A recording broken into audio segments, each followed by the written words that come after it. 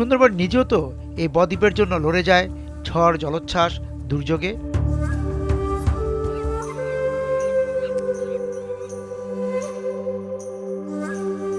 নদীজীবী মানুষেরা সেই লড়াইয়ের সঙ্গী, খোলপেটুয়ার বাঁকে দেখা সেই যোদ্ধাদের সঙ্গে। ভাই কই যান? আমরা সুন্দরবনে যাচ্ছি। সুন্দরবন, এটা তো সুন্দরবনের এলাকার মধ্যে। কত দূর যাবেন? আমরা যাব মনে করেন এখান থেকে 1 ভাটা লাগবে। 1 ভাটা লাগবে? এখন তো ভাটা শুরু হয়েছে। জি, ভাটা শুরু হয়েছে। 1 ভাটাতে যাবেন? জি। কাঁকড়া ধরতে যাচ্ছেন আপনারা? জি, আমরা কাঁকড়া ধরতে যাচ্ছি। কখন ধরেন কাঁকড়া? আমরা কাঁকড়া ধরি জোয়ারে। জোয়ার যখন ভরা হয়ে যাবে সেই সময় আমরা ভাটা আবার যখন শুরু হবে তখন আর ধরবো না, তখন থেকে বন্ধ হবে। তখন তো এবার চলে আসতে থাকবেন? না, চলে আসবো না। আমরা সুন্দরবনের ভিতর থাকবো, থেকে মনে করেন 4 দিন 5 দিন 6 দিন এরকম থেকে একবারে মনে করেন চলে আসবো। ও, আপনারা যে যাচ্ছেন 6 দিন থাকবেন? জি জি। ও, 6 দিনের খাবার দাবার নিয়ে যাচ্ছেন? খাবার দাবার, বাজারঘাট, পানি আমরা সবকিছু গোছাই নিয়েছি। তো এই যে একটা নৌকায় যেতে খরচ কত লাগে আপনাদের? একটা নৌকায় যাইতে কমপক্ষে মনে করেন যে সর্বনিম্ন 10,000 টাকা আমাদের চালান লাগে। 10,000 টাকা চালান। আর কাঁকড়া কতটুকু পান? কাঁকড়া মনে করেন যে ও তো মনে করেন যে পানির পোকা, ওইটাতে একই রেট বলা যায় না। কোনো কোনে মনে করেন যে 20,000 টাকার কাঁকড়াও হয়, কোনো কোনে আবার 5,000 টাকার কাঁকড়াও হয়। এই যে গত গনে আমাদেরকে মনে করেন যে আরও চালান ব্যাগে গেছে। এই যে চালানটা 10,000 টাকা, এটা কি নিজের না নেওয়া লাগে? এটা আমাদের মানে নিয়ে আসা লাগে। এই বাজারঘাট দোকান থেকে নিয়ে আসি, চার বাকি নিয়ে আসি, আবার পাশও তো মনে করেন যে 80 টাকা দেয়। আবার ওই যে আপনার বাজারঘাট টুকিটাকি টাকা লাগে, সেগুলো মনে করেন যে আমরা এক ফুড়ির কাছ থেকে নিয়ে আসি। মানে আপনার কি মহাজন আছে না দাদন নেন? মহাজন আছে আমাদের। মহাজন আছে, এই মহাজনই পুরো টাকাটা দেয়?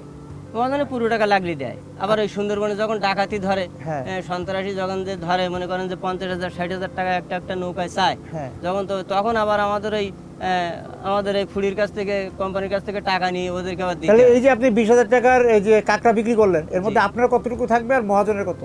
মনে করেন 10,000 টাকা চালান বাদ গেলে আমাদের 10,000 টাকা থাকবে। এই 10,000 টাকা দুইজন মনে করেন 5,000 টাকা ভাগ পাবো। আর মহাজনের কত?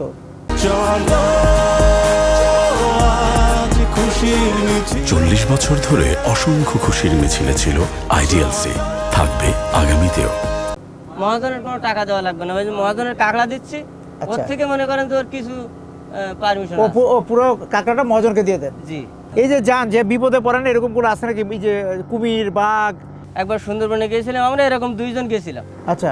2 জন যাওয়ার পরে মনে করেন যে একটা খালে দড়ি দিচ্ছি, আমরা এই কাঁকড়া মারা দড়ি ফেলাচ্ছি, ফেলাতে মনে করেন যে হাতাল গাছের গায়ে মনে করেন যে একটা বাঘ একসময় আমরা শুই থাকতে দেখেছি। দেখিয়ে মনে করেন যে আমরা দড়ি ফেলেই চলে যায়নি, ভয়তে আবার মনে করেন যে আবার আস্তে আস্তে পিছিয়ে আছি। আর কুমির, সাপ, এগুলি? সাপের কবলে আমরা অনেকবার পড়ি, প্রায় পড়ি। কারণ সাপ মনে করেন যে কেপটি সাপ, পদ্মগুব্র সাপ আমাদের এই সুন্দরবনে অনেক বেশি। তাতে করে মনে করেন এগুলোর সামনে আমরা সরাসরি পড়ি। তা আল্লাহর রহমতে বনের সাপ তো, এদের রাগ কম, আমরা আঘাত না করলে ওরা আমাদের তেমন কিছু বলে না। আচ্ছা, তো রাগ কম? জি। রাগ বেশি বাঘের? বাঘের তো রাগ। আর কুমিরের কবলে আমরা খুব কম পড়েছি। কুমির এমনি দেখেছি, কিন্তু আমরা আসলে আচ্ছা। কুমির কবলে কোনোদিন কবলে পড়েন নাই? পড়িনি আল্লাহর রহমতে। আচ্ছা, তাহলে যাত্রা করেন, দূরে যাবেন নিশ্চয়ই অনেক। জি, জি। ঠিক আছে।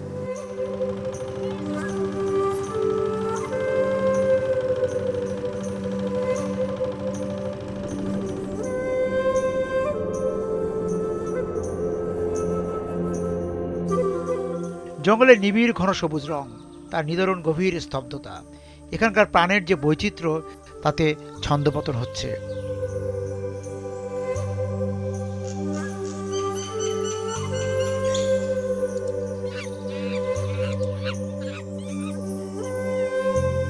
নগর ধেয়ে আসছে গোলপাতা সুন্দরী কেওড়া বনের দিকে, বদ্বীপের ঢালে মরচে পড়ছে।